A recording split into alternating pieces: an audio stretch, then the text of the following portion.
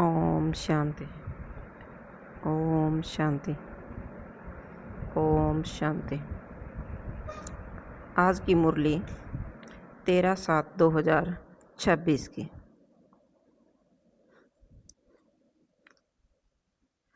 आज बाबा हमें याद दिलाते हैं कि हम इस शरीर नहीं हैं, हम यह शरीर नहीं हैं, बल्कि शांति, पवित्रता और शक्ति स्वरूप आत्माएं हैं।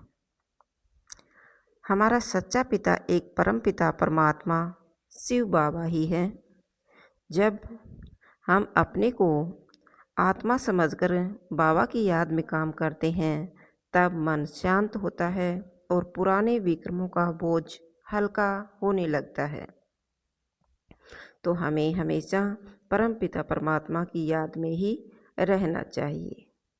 अब मन मना भाव रहना चाहिए। हमेशा बाबा की याद हमारे मन में रहनी चाहिए, जिसे मन मना भाव कहा जाता है।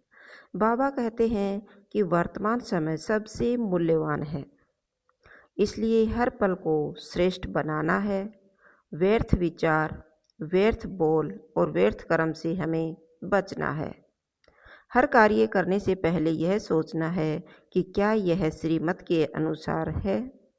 श्रीमत पर चलने से जीवन में सफलता, सुख और आत्मिक शक्ति बढ़ती है। आज की शिक्षा यह भी है कि परिस्थितियाँ कैसी भी हो, हमें अपनी खुशी और शांति नहीं खोनी चाहिए। दूसरों की कमियों को देखने के बजाय अपने संस्कारों को बदलने का प्रयास करना चाहिए। क्षमा, धैर्य और मधुरता को अपने जीवन का हिस्सा बनाना ही सच्ची आध्यात्मिकता है। बाबा हमें सेवा और योग का संतुलन बनाए रखने की प्रेरणा देते हैं। केवल ज्ञान सुनना पर्याप्त नहीं है, बल्कि हमेशा परमात्मा से योग लगा रहना चाहिए, बल्कि उसे अपने जीवन में धारण करना ही वास्तविक पुरुषार्थ है। जब हम अपने श्रेष्ठ आचरण से दूसरों को प्रेरणा देते हैं, तभी सच्ची सेवा होती है। आज की धारणा: मैं आत्मा हूँ, हर परिस्थिति में शांत, पवित्र और खुश रहूँगी या रहूँगा।